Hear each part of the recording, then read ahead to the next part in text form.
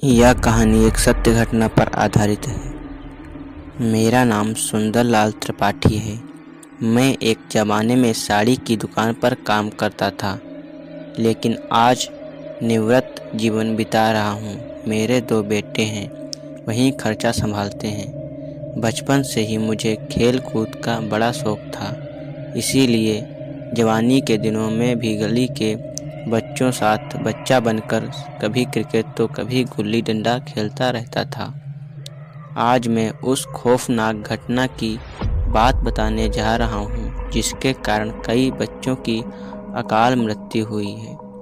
चौकड़ी वाला सीवेज हमेशा से ही भूतिया अड्डा रहा है। बदकिस्मती से मोहल्ले का वह इकलौता चौड़ा इलाका था जहाँ बच्चे खेल कूद सकते थे। कांचा सोमा साड़ी वाला की दुकान पर मेरी नई नौकरी लगी थी। एक दिन सेठ के बेटे का मुंडन था, तो उन्होंने मुझे काम से जल्दी घर भेज दिया था। मैं मोहल्ले में चौकड़ी पर जाकर बच्चों के साथ क्रिकेट खेलने लगा। अचानक गेंद खुले सीवेज में जा गिरी। पास खड़ा हुआ नकुल नारियल के छिलके से गेंद बाहर निकालने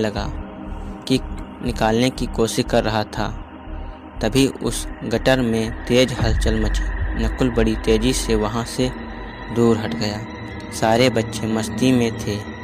एक के बाद एक सभी बच्चे उस गटर में बड़े बड़े पत्थर फेंकने लगे। मुझे कुछ ठीक नहीं लग रहा था। मैंने सारे बच्चों को सीवेज से दूर किया। उसके बाद मेरी नज़र सीवेज के भूरे पानी पर पड़ी।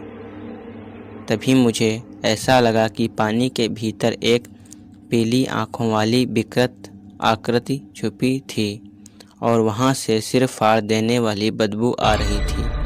वह एहसास दिल दहला देने वाला था। थोड़ी देर बाद हम सब घर चले आए। उस रात मुझे बार बार खिड़की से मेरी नज़र चौकड़ी वाली खुली सीवेज पर जा रही थी।